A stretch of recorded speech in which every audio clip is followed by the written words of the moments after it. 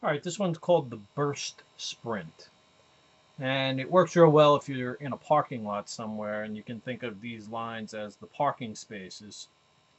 And what you do is you set the athletes up in two separate lines facing each other, 3 parking spots away from each other. If you don't have a parking lot, if you're doing this out on a field or just an open area, you're basically talking about 30 feet, 25 to 30 feet apart. So I put the cones in here to illustrate if you're working in an area where you don't have the lines. So you basically put the athletes 25 to 30 feet apart facing each other, and all they're doing is a straight out sprint. So when the drill starts, each athlete runs a full sprint from the opposite side, and then the next in line, the next in line. And when they get up here, they just come to the back of that line. They get down here to the back of this line. And we run this drill for 1 minute straight.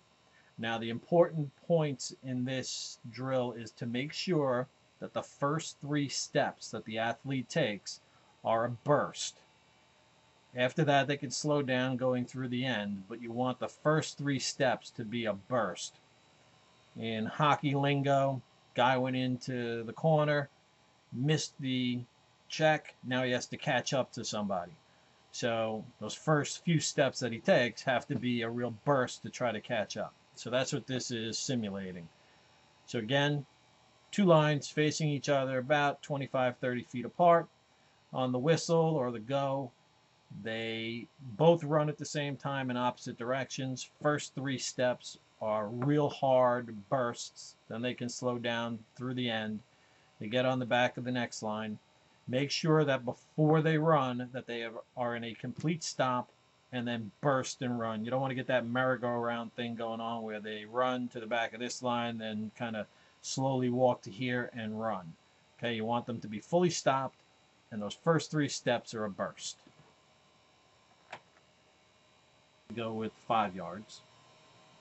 The athletes line up here. And then basically what they do is they're just running a pattern around the cone. So they start here, they run out. All right, I call this one the line sprint or the cone sprint. Start line. If you're in a parking lot, you can use the second parking space lines. Keep that shoulder tucked when they run around the cone. In an open field, back to the start line. You can just put down to the last one, and then basically the cones are about through 7 or 8 feet apart. Start line, and you're looking at 3 lines plus a start line. And basically what you're doing here, the athletes start together. You can make it a race if you'd like. It's really just a change of direction exercise to make sure that they're planting and bursting off each leg. So what they're doing is the first part is to run out to the first line, touch that line, and then run back to the start, touch that line, then run out to the second line, touch that line, run back to the start and touch that line, and then finally run out to the third line, touch that line, and run back and through the start line. And both sides do this drill at the same time. A couple of things to keep in mind. One, tell the athletes not to spin around. So if they run out and they touch the first line with their right hand and right leg, they should come straight back down and touch the start line with their left hand and left leg. And then run out, touch the second with your right, back to the start with your left, third with the right, back to the start with your left.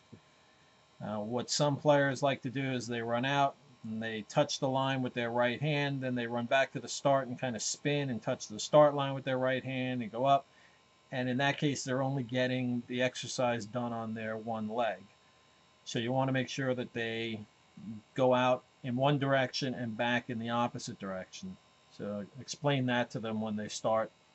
And you try to run this, depending on how many players you have. I usually run it 4 each time. Each player has to do this drill 4 times.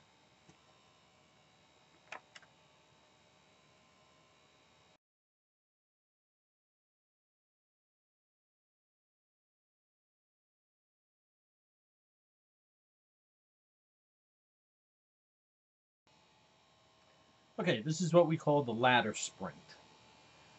The athlete lines up here at the start line. We put 3 cones out. You can put them 5 yards apart, 10 yards apart. I like to go with 5 yards. The athletes line up here. And then basically what they do is they're just running a pattern around the cones. So they start here, they run out, duck the shoulder, back to the start line, up to the second cone, keep that shoulder tucked when they run around the cone, back to the start line, up to the last one, and then full burst through the end and the start line.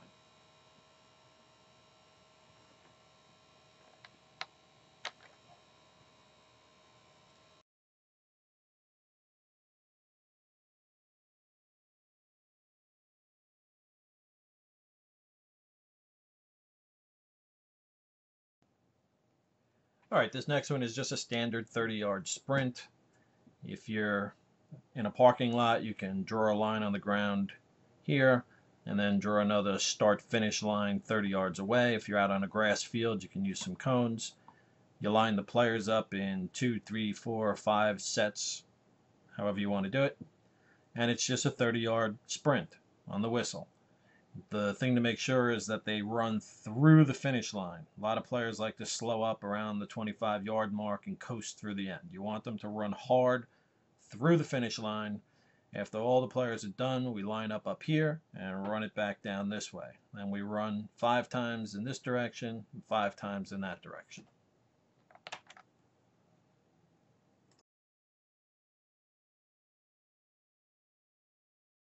Sets, however you want to do it. And it's just a 30-yard sprint on the whistle. The thing to make sure is that they run through the finish line. A lot of players like to slow up around the 25-yard mark and coast through the end. You want them to run hard through the finish line. After all the players are done, we line up here and run it back down this way. Then we run 5 times in this direction and 5 times in that direction.